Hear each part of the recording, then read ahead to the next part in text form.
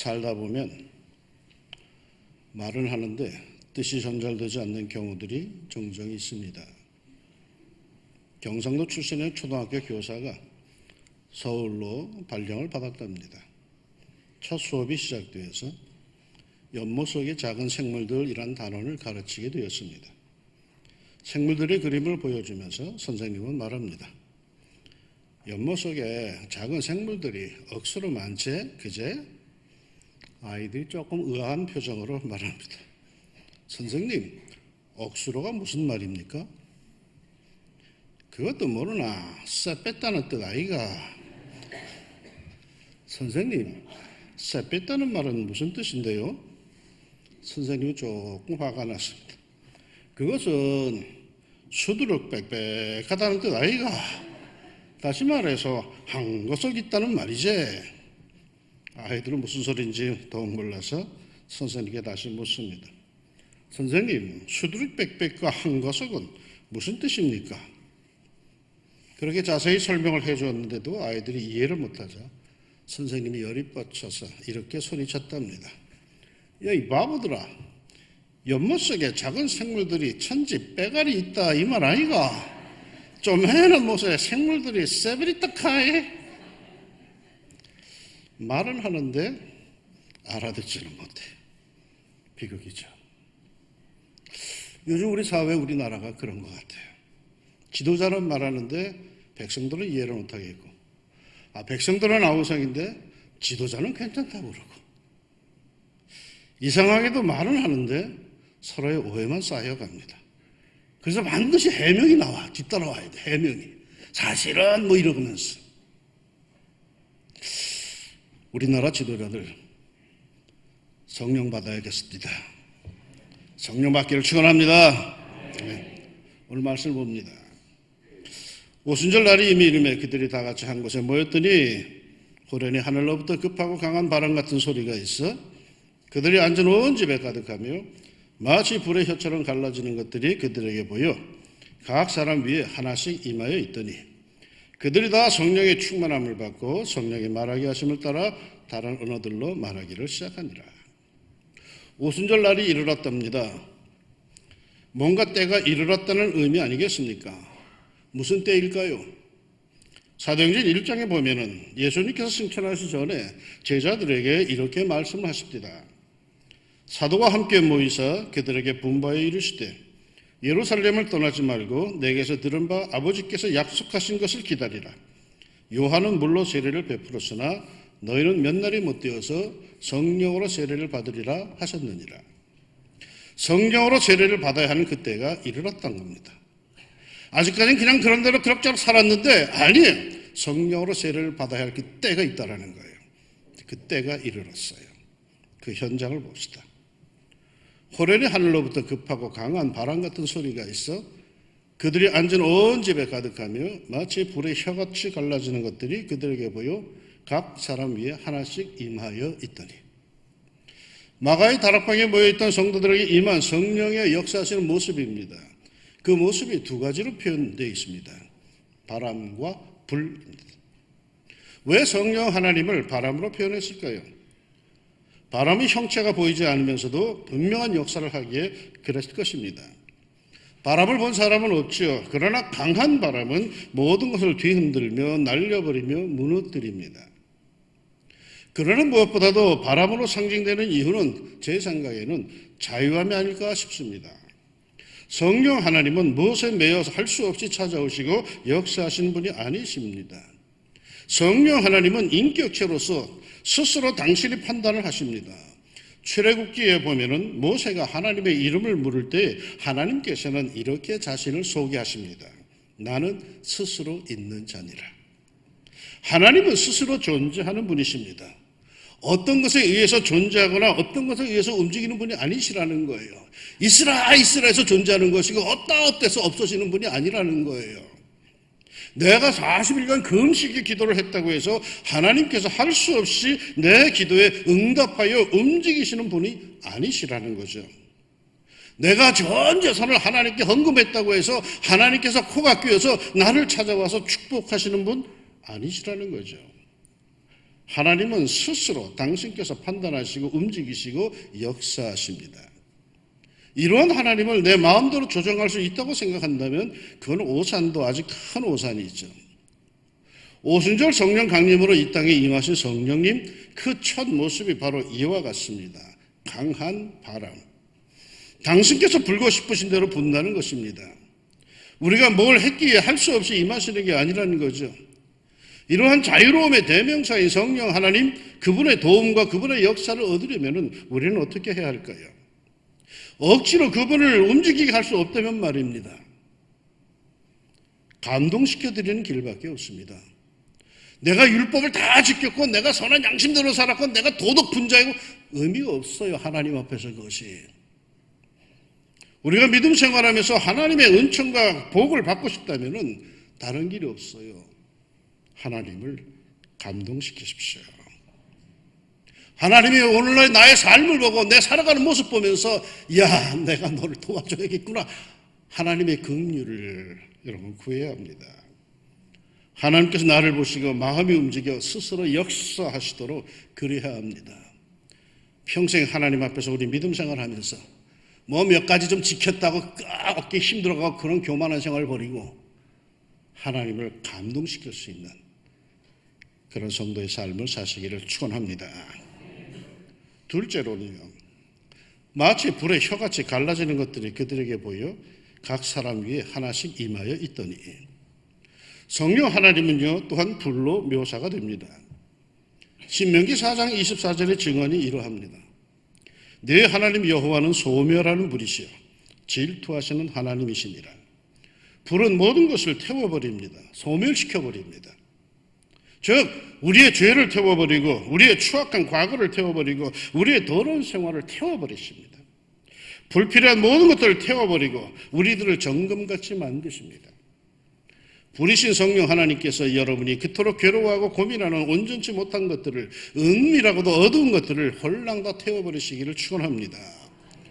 하나님의 질투를 유발하는 그 세속적인 우상들을 싸그리 다 태워버리시기를 바랍니다. 그런데 이 장면에서 말이죠, 불이 각 사람 위에 하나씩 있었다라고 합니다. 이건 뭔가 조금 다른 의미를 담고 있는 것 아니겠습니까? 뭘까요?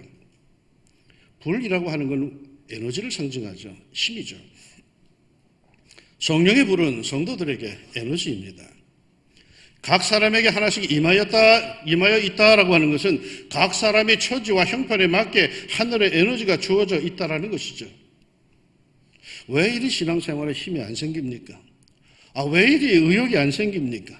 왜 이리 답답하고 무기력해집니까? 영의 에너지가 고갈이 되었습니다.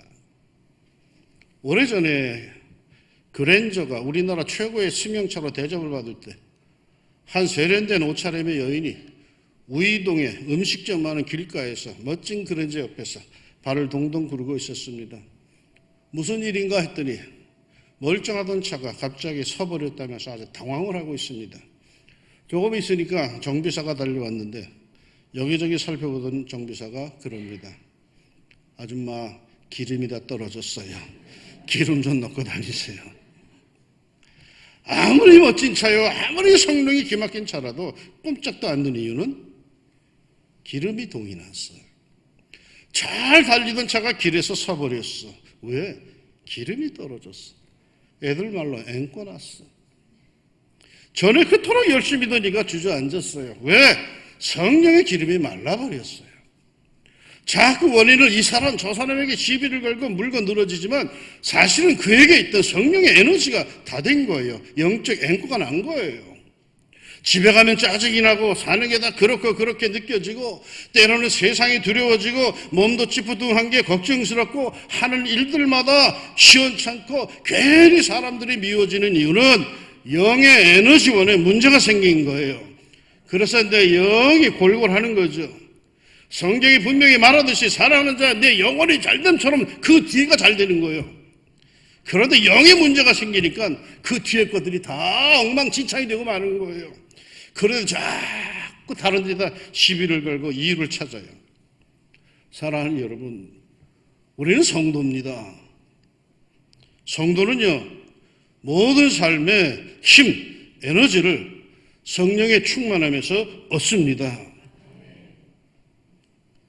여러분, 승용차라고 해서 모든 기름 간다고 모든 기름 다 넣는 거 아니에요. 디젤에다가 휘발유 안 넣고요. 휘발 엔진에다가 디젤 안 넣어요. 가솔린 안 넣어요. 똑같이 굴러간다고 다 같은 게 아니에요.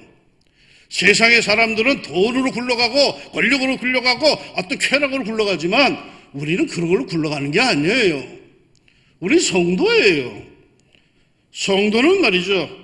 성도도 돈이 필요하고 권력이 필요하죠. 그러나 성도는 궁극적인 힘은 우린 거기에서 얻지를 않아요. 우리 성령 충만할 때, 이른바 은혜 받을 때 힘이 생깁니다. 하나님의 전에 들어와서 주일날 예배 드리고 은혜를 받고 그 은혜 충만한 힘으로 한 주간을 이겨나가는 거죠.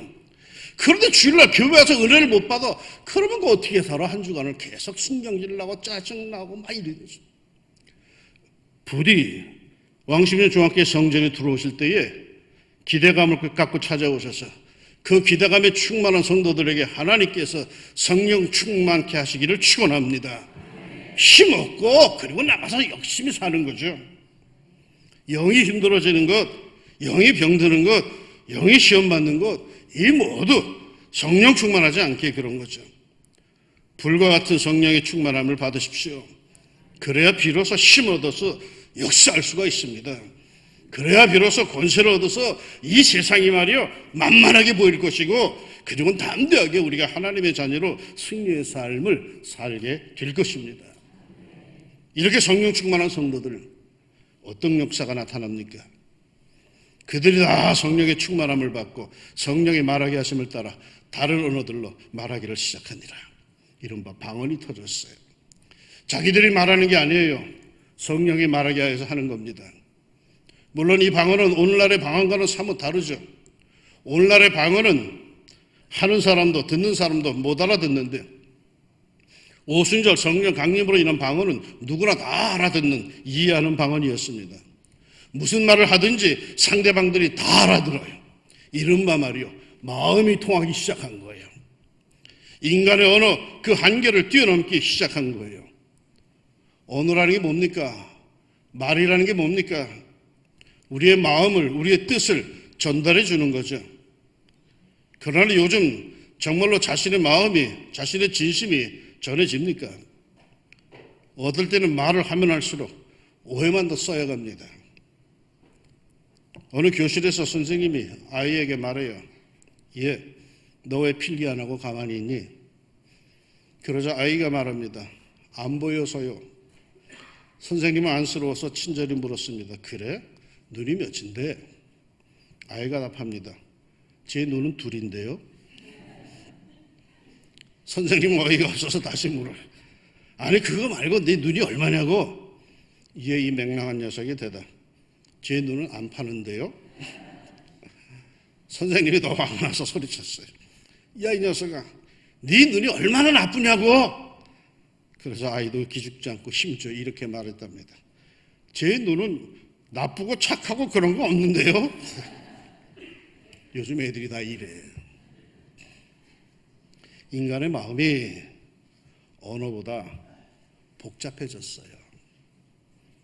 예전에 마음이 단순했죠. 그래서 언어가 그대로 다 표현이 됐죠. 그러나 오늘날은 마음이 얼마나 복잡해졌는지 언어가 다 표현을 못해요. 언어가 다 전달을 못해줘요. 그래서 나온 것이 이모티콘들이야. 말로도 안 되거든. 말로 느껴라 이거 느껴라. 언어가 마음의 그 복잡 미묘한 것을 따라가지 못하기 때문에 상황이 우리 언어보다 더 복잡해졌어요. 좀처럼 진실이 전해지질 않아요. 그러나 여러분, 우리가 성령 충만할 때 진심이 전달이 됩니다. 내가 하는 게 아니에요. 하나님이 영께서 하시는 거예요. 중요한 대화를 해야 할 때 반드시 여러분은 성령의 도우심을 간구하는 기도를 드리고 하시기를 축원합니다. 그럴 때 전달이 됩니다. 자식한테 야단을 칠 때도 이런 부모님들 분명히 성령의 도우심을 기도하고 하십시오. 안 하면 애들이 건너갑니다. 그리고 나도 열받쳐서 속에도 없는 소리 하게 됩니다. 그러나 내가 기도하고 성령의 주도하에 내가 말을 할 때에 내가 말하는 그 진심을 그대로 아이들이 받아들일 수 있습니다. 말은 말이죠. 그동안 내 의지, 내 생각, 내 뜻대로 해왔어요. 그러나 이제 성령이 임하고는 그 성령께서 나로 하여금 말하게 하십니다. 그 성령께서 증거하게 하십니다. 성령의 의지가 더욱 강하게 나타납니다. 성령의 감동이 일어납니다. 그래서 말을 합니다. 그러자 어떤 역사가 뒤따릅니까? 방언. 그것도 하나님의 역사를 증언하는 방언이 터져나옵니다. 자기 자랑을 쏟아내는 달변의 역사가 아닌 하나님이 하신 일을 찬양하는 증언의 역사, 방언이 터져나옵니다. 그리고 그것이 그대로 사람들에게 전달되기 시작합니다. 다 놀라 신기하게 여겨 이르되 보라, 이 말하는 사람들이 다 갈릴리 사람이 아니냐. 우리가 다 우리의 각 언어로 하나님의 큰 일을 말함을 듣는도다 하고 다 놀라며 당황하여 서로 이르되 이 어찌 된 일이냐. 말하는 사람들은 갈릴리 사람들이라는 사실을 순례자들은 어떻게 알았을까요? 갈릴리는요, 사투리가 심했습니다. 그래서 촌놈이라고 무시를 당하고 천대받는 동네가 갈릴리였습니다. 이들이 비록 성령을 받아서 방언을 하였지만은 아마 그 방언 자체에도 그 촌스러운 갈릴리 억양이 그대로 드러났고 이들이 배우지 못한 사람들이라는 것을 사람들은 금방 눈치를 챈 모양입니다. 그런데 그럼에도 불구하고 순례자들은 그들의 말을 자기들이 다 알아듣고 있다는 사실에 깜짝 놀랍니다. 아, 이 무식한 것들이, 이 외국어를 배운 적도 없는 촌놈들이 어떻게 우리말로 마치 우리가 다 알아들을 수 있게 이렇게 말을 하는 건가? 그래서 모두들 깜짝 놀라며 이 어찌된 일이냐 하고 놀랍니다. 물론 부정적인 반응도 그 자리에 있었습니다. 갈릴리 촌놈들이 수도 예루살렘에 와서는 세술에 취하여서 이상한 소리나 한다고 말입니다. 그러나 그들에게도 그 밑바닥에는 말이죠, 이 어찌된 일이냐 하는 큰 놀람이 깔려 있습니다. 이 어찌된 일인가? 하나님께서 하신 일입니다. 사람이 한 일이 아닙니다. 하나님의 능력이요, 하나님의 지혜요, 하나님의 손길입니다. 하나님께서 자신을 통해서 역사하시게 하십시오. 하나님의 의의 도구로 사용되기를 기도하십시오. 성령 하나님께서 내 예상을 뛰어넘어 멋지게 권세 있게 역사하실 것입니다. 내 상식대로만, 내 과학 지식으로만, 내 달란트로만 내가 모든 걸 판단하고 행한다면 그 수준에 머물러 있을 것입니다.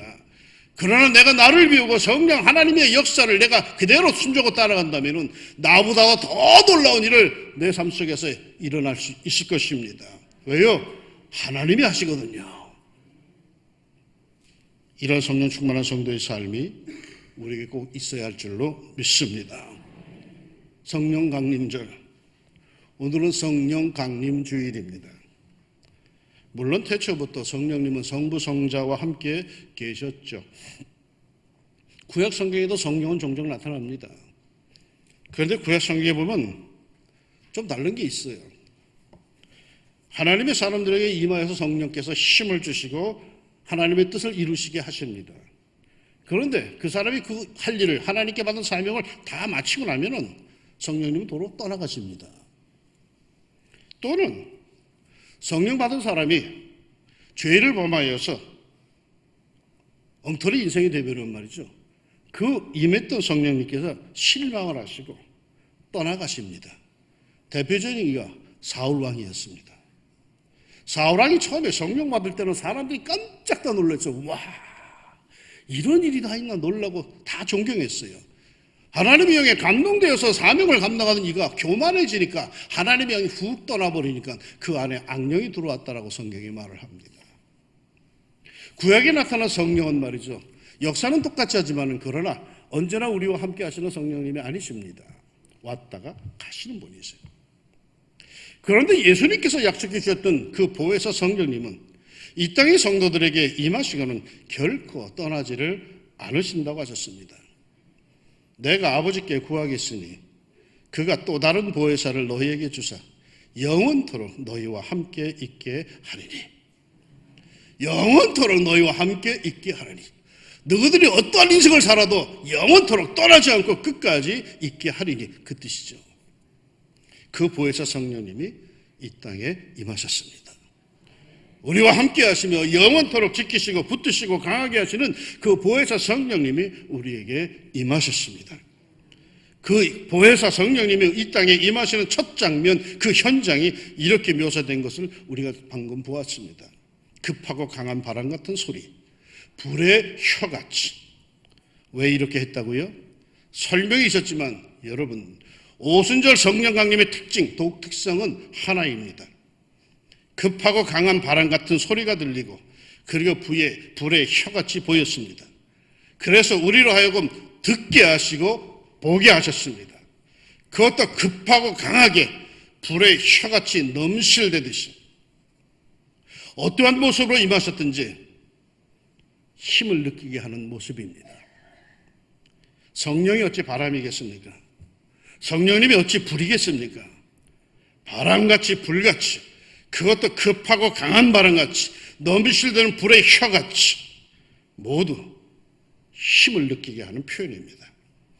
그 자리에 있던 사람들이 모두 감각으로 그 힘을 느낄 수 있었다는 것입니다. 이 어찌된 일이냐 하는 그 오순절 성령 강림의 현장에는 한마디로 힘이 있었습니다. 뭔가 강렬한 느낌이 있었습니다. 권세가 있었습니다. 삶이 지치고 현실이 두려운 제자들에게 하나님의 힘이, 파워가 주어지는 현장이었습니다. 이 어찌된 일이냐고 놀랄 정도의 새로운 권세의 현장이었습니다. 이 힘을 얻은 사람들이 마침내 교회를 세우고 세계의 선교를 이루어낸 것입니다. 제가 어릴 적에 부흥회를 열심히 따라다녔어요. 우리 엄마 따라 열심히 부흥회 갔어요. 뭔 소리를 들었는지는 잘 기억은 안 나는데 지금도 내가 뚜렷하게 기억하는 게 있어요.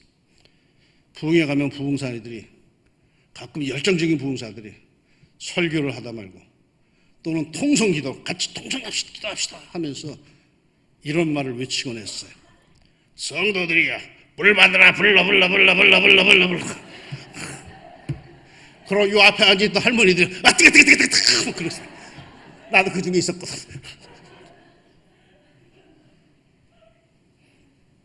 나도 그런 심정이에요.